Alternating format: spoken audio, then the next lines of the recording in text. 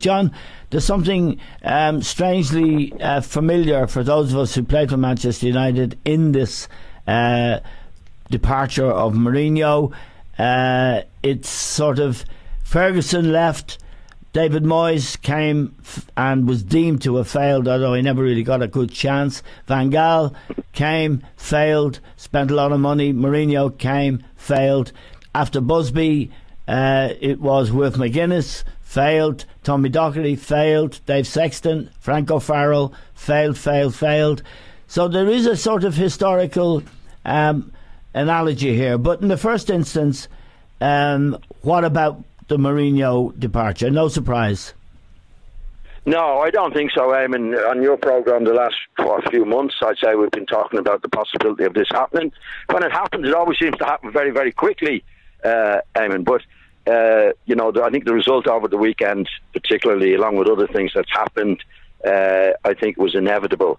When it happens, it's always a little bit of a shock. Yeah, it happens so suddenly. But no great surprise, I don't think, overall. I should just tell our listeners that we're getting reports that they are going to appoint a caretaker manager until the end of the season, and then they're going to do that within the next 48 hours, and then they intend to make an appointment, and they have specified that it will be an external appointment. In other words, it's somebody who's working somewhere else at the moment. So that's the club's response. But John, the context for this, there are a number of contexts. One is that Liam and yourself, and indeed even I, never saw this as a marriage other than a marriage of convenience that was doomed almost from the beginning. Well, Liam had that opinion. I think you had to a certain extent, Damon. But funny enough, I didn't share it. I thought it was could always be a bit dodgy with Mourinho. But I thought he was, I still believe he has been a great manager, Eamon. Yeah. And I thought it was a good appointment. I would have appointed him at the time for what it's worth. Yeah. Because I thought, football-wise, he knows his stuff. He can get out and do it. Okay, he might not be as attractive as other managers, or might not seem to be as attractive, but he'd be effective. But he hasn't been attractive, and he hasn't been effective, Eamon. Yeah. And so I think you and Liam were right. Yeah. No, the point I suppose that we both made was, there was a couple of points. The main point was that the way he likes the game to be played and the way he behaves didn't fit with United's idea of itself. I mean, Bobby Charlton said several years ago, long before disappointment, that he was asked about Mourinho. He said he's not the type of man for this club. And Bobby is Manchester United to his core. He's a friend of yours, John, and it was a dressing room colleague of yours. Bobby would have his finger on a certain kind of pulse that is Manchester United, and he wasn't wrong in that respect, was he?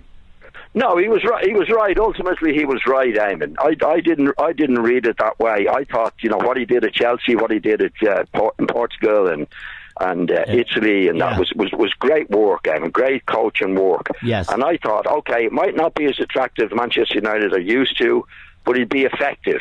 Now he's been neither, and I think Bobby would have been talking about character-wise in many ways, yes. Eamon. Like what he did with the doctor at Chelsea, for example. Yes. And that would be totally against, and most people, against Bobby's attitude to life. Bobby is a gentleman, as you said there, and Bobby would think that was dreadful behaviour, and he wouldn't like it coming to Manchester United.